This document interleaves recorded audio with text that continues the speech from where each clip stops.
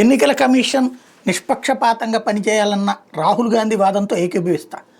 ఎన్నికల సంఘం బాధ్యతాయుతంగా ప్రవర్తించాలి, పార్టీలు అడిగినప్పుడు సమాధానం చెప్పే రోల్లో ఉండాలి అన్నటువంటి ఖచ్చితమైన అభిప్రాయం ఉన్నవాడిని నేను. ప్రజాస్వామ్యం బాగుండాలంటే ఒక ఇండిపెండెంట్ అభ్యర్థి అయినా సరే తను ఒక అభ్యంతరం రైట్ చేసినప్పుడు దానికి జవాబు ఇచ్చి తీరాలి. అంతేగాని నేను ఇది ఇవ్వను, నేను అది ఇవ్వను, ఇవ్వాల్సిన అవసరం లేదు అనకూడదు అనేటటువంటి వాదించే వాళ్లతో ఏకీభవిస్తాను నేను. ఎందుకంటే ప్రజాస్వామ్యం పరిడి వెళ్ళాలంటే వ్యవస్థల మీద నమ్మకం ఉండాలి. ఆ నమ్మకం చిట్ట చివరి వ్యక్తికి కూడా జవాబుదారీగా ఉండాలి. ఇక్కడ పెద్దవాళ్ళకే జవాబుదారీ లేని తనం, తప్పు, లేఖితనం అది ఒప్పుకుంటా. అట్ ద సేమ్ టైం ఈ మాటలు మాట్లాడే కాంగ్రెస్ పార్టీ, ఈ మాటలు మాట్లాడే రాహుల్ గాంధీ, వీళ్ళ తాత, వీళ్ళ నాన్న, వీళ్ళ ముత్తాత, వీళ్ళ నాయనమ్మల టైంలో ఏం చేసింది? ఎన్నికల సంఘాన్ని స్వతంత్రంగా పనిచేయనిచ్చిందా? ఇందిరాగాంధీ ఆ రోజున అక్రమ మార్గాల్లో ఎన్నికయింది. మరి ఎన్నికల సంఘం ఎందుకు ఆపలేదు?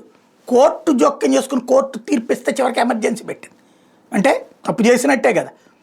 ఎన్నికల సంఘాన్ని, న్యాయ వ్యవస్థని అడ్డదిడ్డంగా వాడుకున్నటువంటి కుటుంబం ఏదన్నా ఉందంటే గాంధీల కుటుంబమే. నిర్లక్ష్యంగా, అహంకారపూరితంగా, దుర్మార్గంగా వాడుకుని ప్రజాస్వామ్య వ్యవస్థల్ని కుటుంబ ఆస్తులుగా మార్చుకున్నటువంటి ఘనత ఆ కుటుంబానికే చెందుతుంది. దానికి సజీవ సాక్ష్యం మొట్టమొదటి సిఈసి ఎస్కే సేన్ రిటైర్ అవగానే బర్ద్వాన్ యూనివర్సిటీ వీసీగా చేసింది కాంగ్రెస్ పార్టీ. రెండో సిఈసి కేవీకే సుందరం రిటైర్ అయ్యాక 5వ లా కమిషన్ చైర్మన్గా, హోంశాఖ సలహాదారుగా చేసింది అదే కాంగ్రెస్ పార్టీ. 4వ సిఈసి నాగేంద్ర సింగ్ రిటైర్ అయ్యాక అమెరికన్ అసెంబ్లీకి భారత రిప్రజెంటేటివ్గా చేసుకొచ్చారు, ఇదే ఐక్యరాజ్య సమితి అసెంబ్లీకి. అట్లాగే 7వ సిఈసి ఆర్కే త్రివేదిని రిటైర్ అయ్యాక గుజరాత్ గవర్నర్ని చేశారు. 9వ సిఈసి రమాదేవిని రిటైర్ అయ్యాక రాజ్యాంగ సెక్రటరీ జనరల్గా తర్వాత గవర్నర్గా చేశారు. 10వ సిఈసి టిఎన్ శేషన్ రిటైర్ అయ్యాక కాంగ్రెస్లో జాయిన్ అయ్యి ఎల్కే అద్వానీ గారి మీద ఎంపీగా కూడా పోటీ చేశాడు. అలాగే 11వ సిఈసి ఎంఎస్ గిల్ రిటైర్ అయ్యాక రాజ్యసభకు నామినేట్ చేసి మంత్రి పదవి ఇచ్చినటువంటి పరిస్థితి. ఇలా జరిగిన ప్రతిసారి అట్లాగే 16వ సిఈసి నవీన్ చావ్లా నెహ్రూ కుటుంబానికి అత్యంత సన్నిహితుడు ఐఏఎస్ ఆఫీసర్గా ఎమర్జెన్సీలో చేసిన హెచ్చులకు గాను షా కమిషన్ అతను దోషిగా పేర్కొని ఎటువంటి ప్రభుత్వ పదవి ఇవ్వడానికి వీల్లేదని తేల్చింది.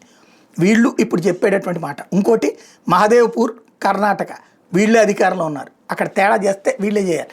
ఎన్నికల సంఘం అన్నటువంటి దాన్ని వాళ్ళ పని వాళ్ళని చేయనీయకుండా చెడగొట్టింది. చివరికి సుప్రీంకోర్టు న్యాయమూర్తుల్ని మార్చి అవతల పడేసి, రాజ్యాంగాన్ని మార్చి అవతల పడేసి, తమకి ఇష్టం వచ్చినట్టు రాజ్యాంగాన్ని మార్చుకున్నటువంటి ఘనత ఆ కుటుంబాన్ని. కానీ ఇప్పుడు నీతులు చెప్తున్నటువంటి పరిస్థితి ఉంది.